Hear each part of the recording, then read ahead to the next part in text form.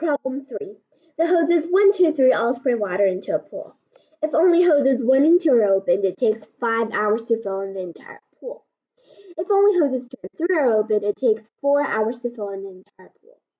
If hoses 2 is open for 6 hours and then closed, and hoses 1 and 3 are open at the same time, it takes them 2 hours to fill in the entire pool. How many hours does it take for hose 2 itself to fill in the entire pool? If we want to find the time, we first have to know the result and the efficiency.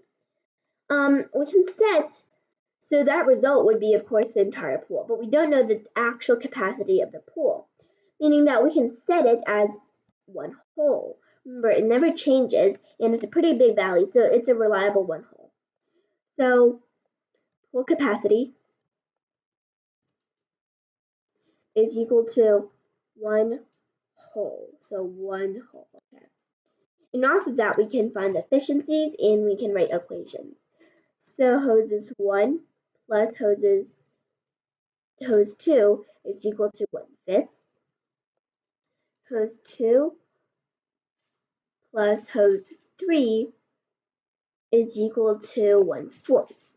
And we also know for the third scenario, if hose 2 is open for 6 hours, so that would be 6 times 2 plus, so 6 times 2, and so times the sum of 1 and 3, we'll get 1 whole. So we're being asked how many hours does it take for a hose 2 itself to fill in the entire pool.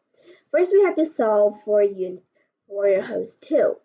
And what we can do is take equation 2 and from it subtract equation 1. So we'll get equation 3 minus equation 1 is equal to 1/4 minus 1/5, which is equal to 1/20.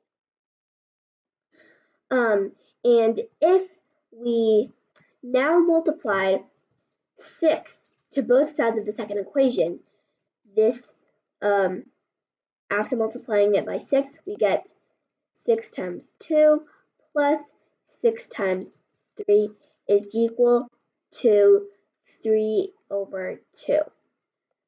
So with this in mind, we can subtract equation 3 from equation 2. And we're left with 4 times equation 3 minus 2 times equation 1 is equal to 1 whole, 1/2. All right, so now we have this equation and this equation. Because we eliminated number 2 over here, we can solve, and finally we know that the efficiencies of all 3 hoses. Okay, and they are 3/20, 1/20, and 1/5. So these are the efficiencies.